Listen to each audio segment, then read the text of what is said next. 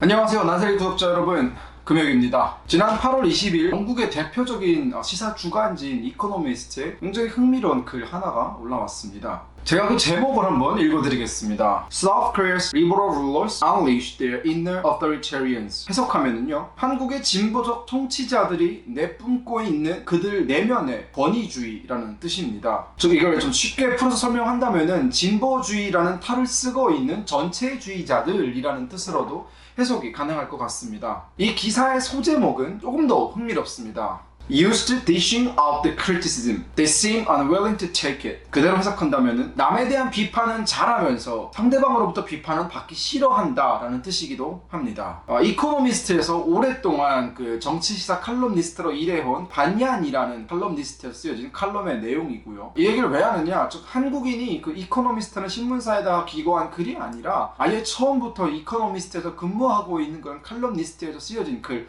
즉 외국인의 시각에서 본 한국 정치라는 그런 의미에서 굉장히 저는 의미가 남다르다라고 생각을 하고 있습니다. 이 얘기를 왜 하느냐, 혹시라도 딴지를 걸 사람들이 있을까봐 미리 못을 박아두는 겁니다. 자, 이렇게 보다시피 제목부터 아주 강력하게 그런 문재인 정부의 어떤 여러 가지 모습들에 대해서 비판을 하고 있습니다. 우리 조금 더 구체적으로 들어가서 살펴보도록 하겠습니다. 신문의 내용을 전반적으로 들여다보면은 크게 세 가지로 압축 요약해서 문재인 정부를 비판하는 모습들을 볼 수 있습니다. 가장 먼저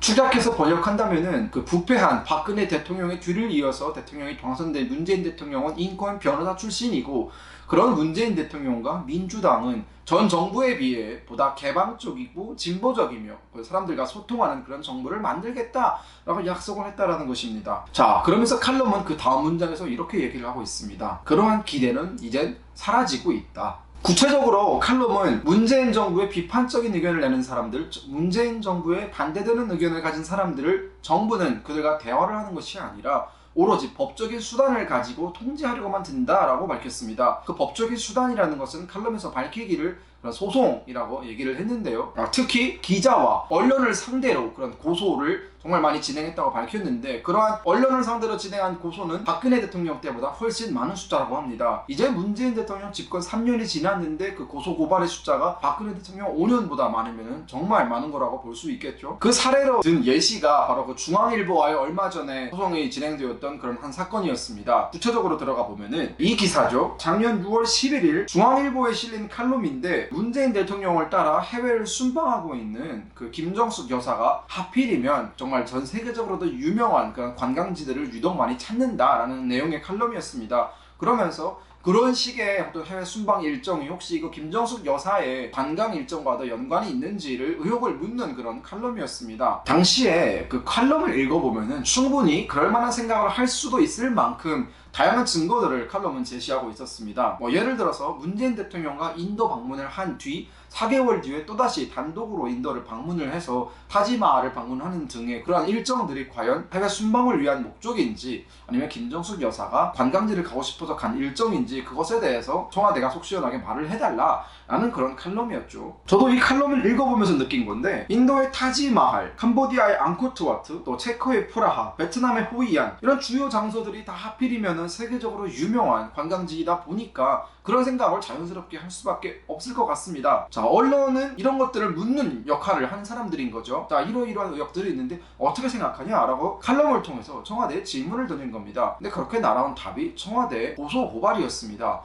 이런 거였죠. 김정숙 여사의 명예를 훼손했기 때문에 이 중앙일보와 칼럼을 쓴 기자를 고소를 해버렸습니다. 결과는 법원에서 청와대가 패소를 했습니다. 법원조차도 이러한 사건은 고속감이 안 된다라고 그런 판단을 한 겁니다. 청와대는 여기에 불복해서 항소를 했기 때문에 2심 결과를 지켜봐야 될 것 같습니다. 이코노미스트는 뿐만 아니라 문재인 정부는 언론뿐만이 아니라 이 문재인 정부에 대해서 반대되는 의견을 가진 사람들의 모든 입을 다 막아버리려고 한다라고 비판을 했습니다. 자, 구체적인 예시입니다. 칼럼의 내용을 그대로 번역하면은, 얼마 전 한 진보적 정치학 교수가 민주당을 비판하면서 진보 진영은 이번 선거에서 민주당을 뽑지 말아야 한다라고 말한 것을 두고 민주당은 오히려 이 진보 정치학자를 고소했다라고 비판을 했습니다. 학자로서 충분히 얘기할 수 있는 그런 사안임에도 불구하고 민주당에게 불리하게 작용된다라는 논고를 내세워서 우리가 민주화 혁명 이후에 한 번도 칼럼에 대해서 선거법 위반을 들먹인 사례가 없었는데 처음으로 이 칼럼에 선거법 위반을 들먹인 겁니다. 결국은 민주당이 스스로 창피한 줄 알고 취하를 했죠. 이 사건이 바로 그 유명한 임미리 교수 사건입니다. 이코노미스트는 이런 개인과 학자의 표현의 자유를 정말 민주당이 많이 침해하고 있다라고 본 건데요. 임미리 교수 사건 조금 더 들여다본다면은 임미리 교수는 진보적 성향의 정치학자입니다. 그 임미리 교수가 진보적 성향을 가진 경향일보에 칼럼을 제기하면서 지금 민주당의 모습, 정말 이건 진보의 모습이 아니다.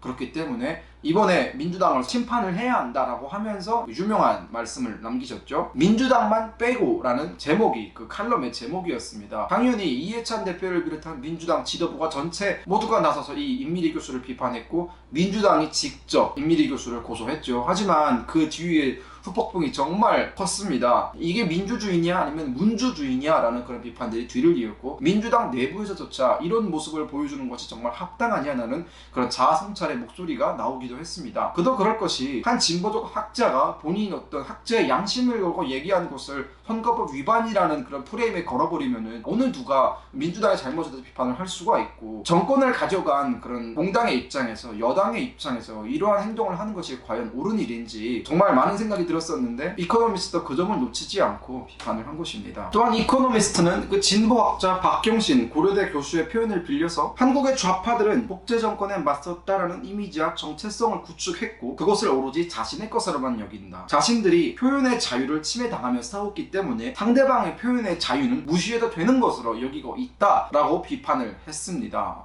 정말 맞는 얘기죠. 박근혜 대통령이 누드화를 그려놓고 그것을 사람들이 비판을 하니까 뭐라 그랬습니까? 창작의 자유, 표현의 자유다. 하지만 민주당이 정권을 잡고 난 이후에 정말 수많은 표현의 자유가 침해당하는 그런 사례들이 발생을 했지만 그때마다 민주당 뭐라고 했습니까? 표현의 자유 들먹이지도 않았습니다. 항상 이게 잘못됐네 저게 잘못됐네 라고 하면서 상대방의 탓을 하는 데만 급급했지 정작 본인들이 어떤 짓을 하고 있는지에 대해서는 전혀 되돌아보지 않는 그런 모습을 보여줬기 때문에 이코노미스트도 그런 점을 비판하고 있는 것이 아닌가라고 생각을 합니다. 자, 이코노미스트는 칼럼의 마지막 부분에 이러한 말을 남깁니다. 한국의 정치인들은 옛날 말을 사용하는 것을 즐긴다. 문재인 정부가 태정대왕의 말을 잘 생각해보면 좋을 것이다 라고 뒷부분에 덧붙였습니다. 여기서 인용한 태정대왕이 얘기했다라는 그런 말은 바로 1425년에 태정대왕이 하셨던 말씀을 하는 것인데요. 자, 그 말씀을 한번 읽어보도록 하겠습니다. 나는 고결하지도 통치에 능숙하지도 않소. 하늘의 뜻에 어긋날 때도 있을 것이오. 그러니 내 결점을 열심히 찾아보고 내가 그 질책에 답하게 하시오. 이것이 태정대왕이 당시 신하들에게 남겼던 말이면서 지금 우리 후대들에게도 남긴 말이다 라고 생각을 합니다. 이코노미스트가 지적한 대로 민주당은 이런 세종대왕의 말씀을 곰곰이 따져보면서 과연 자신들이 왜 이러한 비판을 받고 있는지 국내에서뿐만 아니라 해외에서조차 왜 똑같이 독재다, 전체주의다, 권위주의다 라는 시각으로 비판을 하고 있는지 한번 자아성찰의 기회를 가졌으면 좋겠습니다. 오늘의 영상 여기까지였습니다. 유익하셨다면 좋아요와 구독 꼭 눌러주시기 바라겠습니다.